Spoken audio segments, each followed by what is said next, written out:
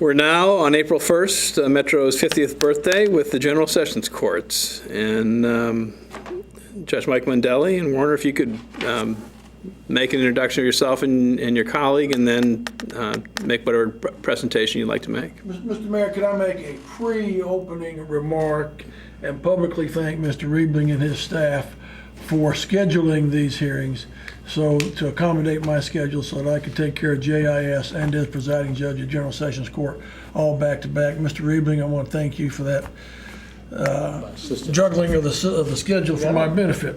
I don't hear many comments about how customer-friendly the finance department is. Well, that's because they bypassed me and went directly to my assistant, I got you. Ms. Treadway, who is very accommodating and very customer-friendly, Right. and Judge Mondelli has learned to just skip me in the process.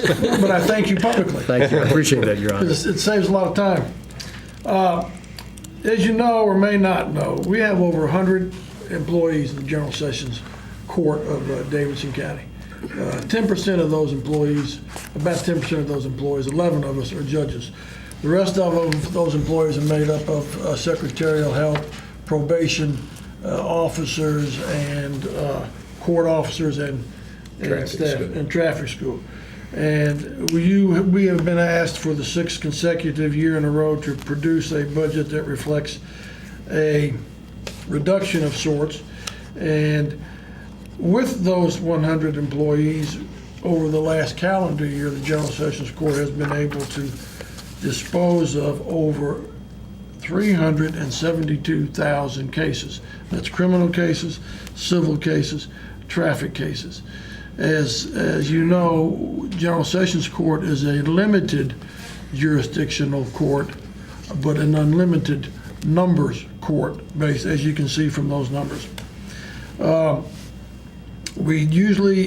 Our record is usually in the neighborhood of over 95% disposition of the criminal cases that come before us. And we have over 30,000 people enrolled in the traffic school. We have about 6,500 probation cases, new probation cases each year. And we collect money from people for servicing their cases, servicing their wants, their needs. And last year, fiscal year, General Sessions Court was responsible for collecting over $3.7 million, turning into the general fund. So with that opening statement, I'll turn over the details to our court administrator, Mr. Hassel. Thank you, Mr. Mayor, Mr. Hino, Mr. Riebling. Also, on the revenue side of things, since fiscal year 2009, we've collected and deposited into the general fund over $12 million. So when you add that to the current or the next fiscal year, it would be pushing $17 million that we would have done since 2009. Judge Moreland and his division continues, in addition to his criminal docket, conducts a special collection docket that handles outstanding fines, court costs, probation supervision fees. As Mr. Gentry had mentioned in his budget hearing last week, they're going to be making some plans to have a Saturday collection docket to handle a large volume of folks. Somewhere close to 500 people would be subpoenaed to appear. Also, we, like some other departments in the government, we had people to elect to participate in the retirement buyout program. We had 5 persons, which doesn't sound like very many, but all those 5 people were in our probation department.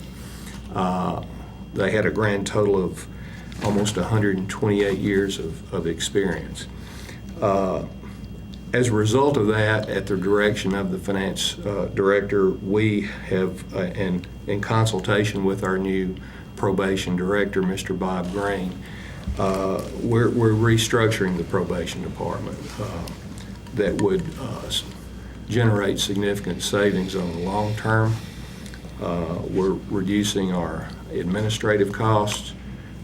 One of the supervisor positions would be converted to line level probation officer position. So we'll have some long-term savings in our probation department as a result of that program.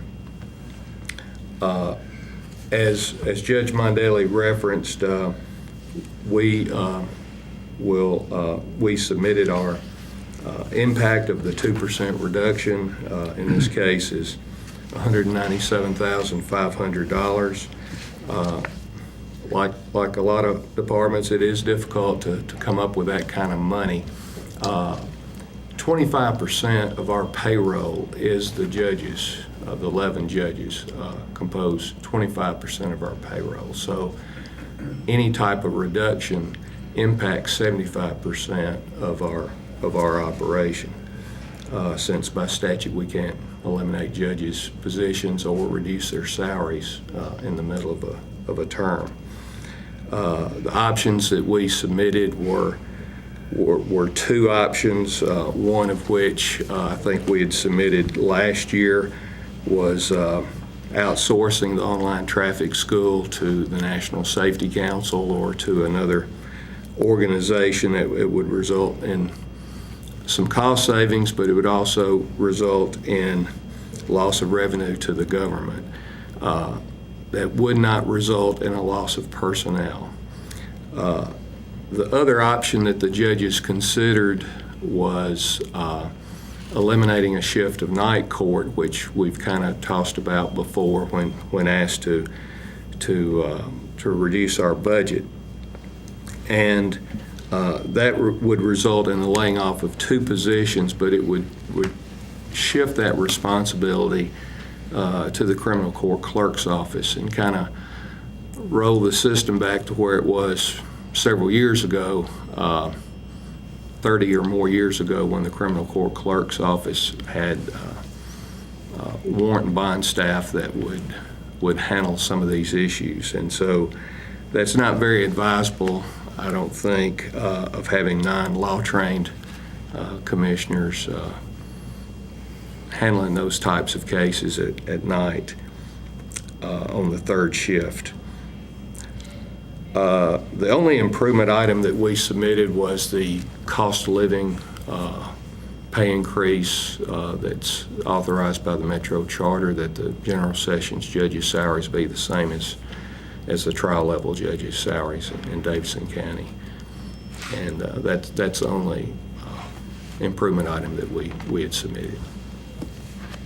Okay. All right. That's pretty clear. Rich, do you have any questions? I'm fine, understand it. Oh, yeah. Okay. Thank you. Appreciate it. Thanks for all your hard work. I know from my time in General Sessions, that is where the greatest volume of work is done, and it's done every day. Yeah. I appreciate it. Thank you. Thank you, Mr. Mayor. Thank you, Mayor. Gentlemen, thank you. Thank you. Are we doing